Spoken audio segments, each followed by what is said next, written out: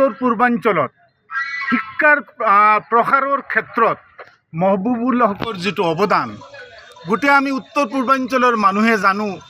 মহবুবুল হক এটা বিৰল ব্যক্তিত্ব। তেওঁ নিজৰ যিটো পৰিশ্ৰম অক্লান্ত পৰিশ্ৰম কৰি পেলাই USTM আৰু বেলেগ ইনষ্টিটিউশ্যন মানে গঢ়ি তুলিছে। শিক্ষাৰ প্ৰচাৰৰ ক্ষেত্ৰত তেওঁৰ যিটো ভূমিকা আৰু তেওঁৰ যিটো অক্লান্ত পৰিশ্ৰম এইটো আমি পাহৰি নাযাওঁ। তেওঁক সম্পূৰ্ণ উদ্দেশ্য প্ৰণোদিতভাৱে মানে এৰেষ্ট কৰি পেলাই তেওঁক এৰেষ্ট কৰা হৈছে প্ৰথমতে। দ্বিতীয়ত যিটো প্ৰতিহিংসাৰ আজি যিটো ৰাজনীতি চলি আছে গোটেই অসমত এইটো কিন্তু ভাল নহয়। আৰু মই এটা কথা ক'ব বিচাৰিছোঁ, আজি যিটো খেলত যিটো চলি আছে আমাৰ অসমৰ মুখ্যমন্ত্ৰী হেমন্ত বিশ্ব শৰ্মা ডাঙৰীয়া যিটো খেল খেলি আছে ৰাইজে কিন্তু এইটো চাই আছে। অলৰেডি ৰাইজে আমি অপজিশ্যন পাৰ্টি কংগ্ৰেছৰ ফালৰ পৰা আমাৰ যিটো দায়িত্ব সেই দায়িত্বখিনি আমি পালন কৰি যাম। আপোনালোকে দেখিছে আমাৰ ৰকিবুল হুছেইন ডাঙৰীয়াক তেওঁক কেনেকুৱা মিছক্ৰিয়েণ্টছ মানে দুষ্কৃতকাৰীসকলে কেনেকুৱা এটাক কৰিছে। আপোনালোকে দেখিছে আজি গৌৰৱ গগৈৰ পত্নীক লৈ পেলাই হেমন্ত বিশ্ব শৰ্মা ডাঙৰীয়া তেওঁ মানে সদায় মিডিয়া যিটো হেডলাইনত খবৰৰ যিটো হেডলাইনত থাকিব বিচাৰে কিবা এটা কৈ পেলাই ফাৰ্ষ্ট উঠি পেলাই ক'লে তেওঁৰ ফটোৰ কথা, তাৰপিছত ক'লে এইটো ফটোটো এডিট হ'ব পাৰে, তাৰপিছত তেওঁ ক'লে আমাৰ অসমৰ মুখ্যমন্ত্ৰীয়ে ক'লে জয়শংকৰৰ মিছেছে 6 মাহৰ ভিতৰত ভাৰতৰ নাগৰিকত্ব লৈছে। আপোনালোকে নিজে কওক 6 মাহৰ ভিতৰত ভাৰতৰ চিটিজেনশ্বিপটো পায় নেকি? কিমান বছৰ লাগে ভাৰতৰ চিটিজেনশ্বিপটো পোৱাৰ কাৰণে? তো তেওঁ যে মিডিয়াৰ সন্মুখত সদায় যে মিছা কথাবিলাক কৈ থাকে আৰু যিটো সম্পূৰ্ণৰূপে তেওঁ গোটেই অসমত এটা অৰাজকতাৰ যিটো সৃষ্টি কৰিছে।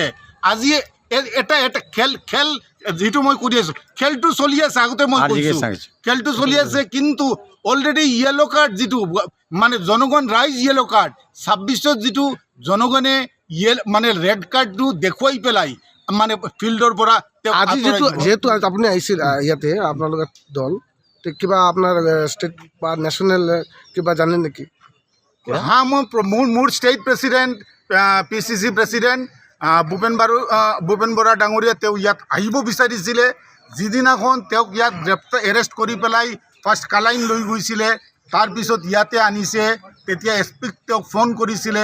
SP উঠি পেলাই ক'লে যে SP-য়ে পাৰ্মিশ্যন নিদিলে। তাৰপিছত কালি তেওঁ গুচি গ'ল, দিল্লী গুচি গ'ল। দিল্লীৰ পৰা তেওঁক মাতিছে আৰ্জেণ্ট, আজি এটা প্ৰেছ মিট আছিলে। মোক কৈ গৈছে ইয়াত আহি পেলাই তেওঁৰ লগত লগ কৰাৰ কাৰণে তেওঁৰ যিটো আমাৰ সমবেদনা এই সমবেদনাটো জ্ঞাপন কৰিবৰ কাৰণে।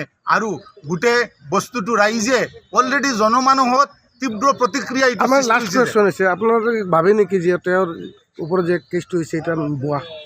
আপোনাক এটা কথা কৈছোঁ, আগতে এজনে কৈছে মানে যিটো গুৱাহাটী ইউনিভাৰ্চিটি ডিব্ৰুগড় ইউনিভাৰ্চিটিৰ চেঞ্চেলাৰ কোন হয়? চেঞ্চেলাৰ অসমৰ গভৰ্ণৰ। আজি যদি কিবা কলেজত কিবা এটা হয় তেনেহ'লে চেঞ্চেলাৰক গৈ পেলাই পুলিচে এৰেষ্ট কৰিব নেকি? কলেজত নিশ্চয় জানে যে একজন ৰাজ্যপালক এৰেষ্ট কৰিবলৈ গ'লে বহুত প্ৰচেছ আছে। তেওঁ চেঞ্চেলাৰ, তেওঁ চেঞ্চেলাৰ। যদি কলেজত হৈছে কলেজৰ অধ্যক্ষ আছে, ৰাজ্যপাল হিচাপে এগৰাকী ব্যক্তিক এৰেষ্ট কৰিবলৈ ভাৰতীয় আইনত বহুত বাধ্যবাধকতা আছে, এইটো গম পায়।